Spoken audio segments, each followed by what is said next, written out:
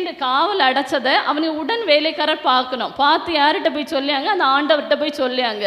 உடனே அவர் கோபம் அடைஞ்சு என்ன வார்த்தை யூஸ் பண்ணியாரு? பொல்லாத ஊழியக்காரனே, நான் உனக்கு மன்னிச்சேன், அதே மாதிரி நீ என்ன பண்ணியிருக்கணும்? உனக்கு உடன் வேலைக்காரர்களுக்கு நீ மன்னிச்சிருக்கணும். அதனால நீ என்ன பண்ணணும்? திரும்ப அந்த 17 கோடி கடனே என்ன பண்ணணும்?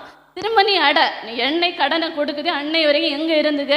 உபாதிக்கிறவர்கள்னா துன்பப்படுத்துகிறவர்கள், அவங்கள்ட்ட கஷ்டப்பட்டுட்டு அவன் இருந்தான். இதில் ஃபைனலாக ஒரு வசனம் என்ன சொல்லுதுன்னா, நீங்களும் அவனவன் தன் தன் சகோதரன் செய்த தப்பிதங்களை மனப்பூர்வமாய் மன்னியாமற் போனால் என் பரமபிதாவும் உங்களுக்கு இப்படியே செய்வார். ஓகே, அல்லேலூயா.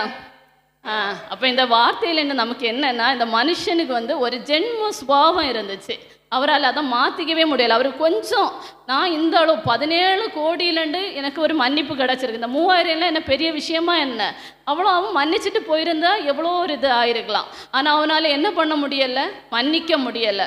நமக்கு இந்த பண விஷயம் அந்த மாதிரி இல்லை. எதுனாலுமே நான் சொல்லக்கூடிய ஒரு அகம்பாவத்தை நம்ம அழிச்சோன்னா, நம்ம எல்லா மனுஷட்டையும் என்னது அன்பாக இருக்கணும், எல்லாரையும் மன்னிக்கணும், எல்லாரையும். ஏன்னா தப்பு செய்யாதவங்கன்னு யாருமே இந்த உலகத்தில் கிடையாது.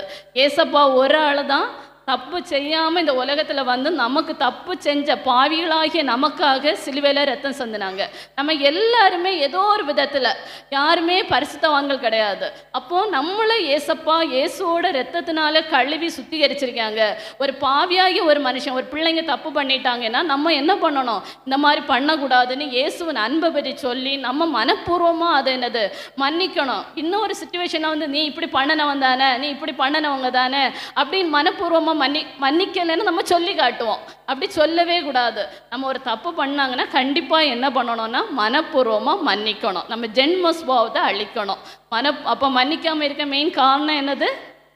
ஜென்ம சுபாவத்தை அழிச்சோன்னா நம்ம எல்லாரையுமே மன்னிக்கலாம், எல்லாரிடமே எப்படின்னா அன்பாக இருக்கலாம்.